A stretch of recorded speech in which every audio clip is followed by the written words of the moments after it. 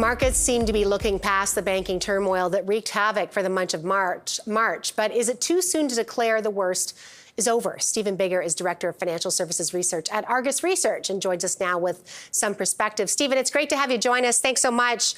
Let's just jump right in here if I could. When you think about how healthy the U.S. banking sector is right now, is the worst over? Is it priced in, or is there more to come from your perspective?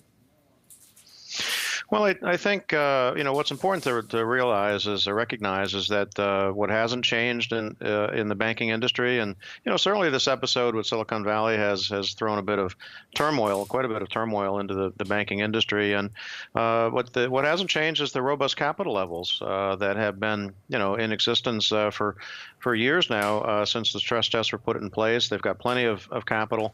Some deposits have moved from small to large banks, and we've seen that, but it is somewhat contained, about $100 billion or so in the second week, which was the biggest week of the the downturn, if you will, in the small cap banks and the deposit outflows. That's relative, though, to a $4 trillion deposit base.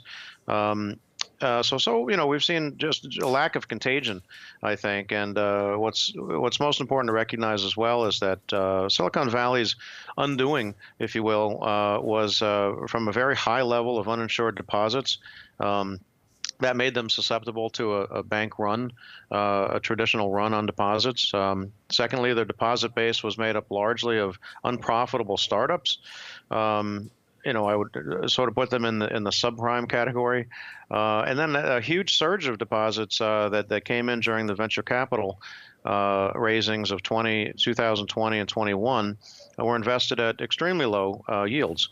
And that's not, again, your typical bank. So we've looked at available for sale portfolios, held to maturity portfolios, the uninsured deposit bases.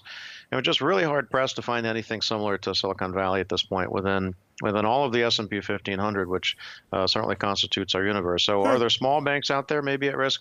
Yes, but not certainly anything above the banks that we're looking at. Any concerns about, I'll throw two things at you, commercial real estate, because we've been hearing that could be something to watch, or also the risk of increased regulation? I mean, you're going to see that will be an outcome that will come from this in one shape or form. Definitely, and commercial real estate is somewhat of a concern. I admit that rising vacancies are an issue, something like 20% currently in New York City, as an example.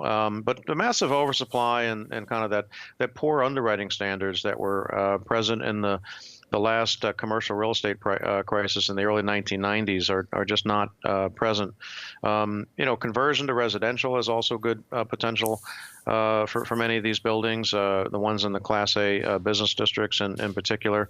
So I think we'll see an uptick in loss provisioning here as first quarter results come out, but I think that's manageable. And then as far as the regulation, yeah, we're likely to see quite a bit more come out of this. The stress testing for smaller banks, wider range of stress tests for rising rates. The severe adverse scenario during those stress tests actually contemplates falling interest rates, not rising. Federal deposit insurance premiums might go up. A little bit higher cost of capital. So I think we're looking at the margin of possible dent in industry profitability, but nothing more significant. Let me ask you, I've only got about a minute here, Stephen, but if I was going to ask you just some banks you think that are worth watching right now, your thoughts on JP Morgan. I'll remind people do their own research, but go ahead, please. Give me your thoughts. Sure. Well, yeah, I think the largest banks here will end up being the beneficiaries of this deposit surge, and JP Morgan being one of them. So that high confidence levels in some of these larger banks, and not just JP Morgan, but Bank of America, and some of the largest regionals too, which have been really hurt in this downturn. 5% yields, sub 10 PEs.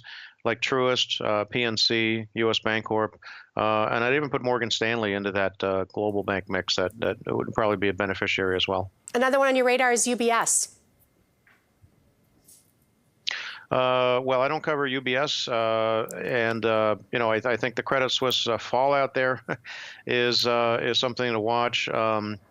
And I think that was an unfortunate, side effect of what transpired with Silicon Valley. It's just unfortunate, particularly how the Tier 1 bonds were completely neutralized, went to zero. That's bad for the banking industry. That will raise capital costs, and I wish UBS well in the integration. Let me ask you, and I apologize, I've only got about 30 seconds here, Stephen, but in terms of the mid-sized banks, TCF, PNC, your thoughts on those in the States? Yeah, well, as I said, those are uniquely positioned, I think, to also be beneficiaries of some of this deposit influx from the smaller banks. They have national presence. They've got much more diversified deposit bases. That those are in the millions as opposed to, say, the tens of thousands. Good underwriting practices there, great capital levels. They're already subject to the more stringent regulatory capital and stress testing. So I think there's some good value in the mid to large regional banks here. Stephen, great to have you on. Thanks so much for your perspective. Thank you.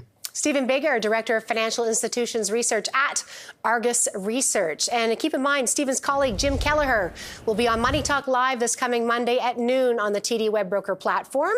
And here's a look at some of the other great guests we have coming up. Ben Gallinger, Andrew Kelvin from TD Securities, and Brad Simpson, Chief Wealth Strategist at TD Wealth. All right, up next, you've agreed to be someone's executor, so now what? Georgia Swan of TD Wealth takes us through key steps to consider. You're watching Money Talk. We'll be right back.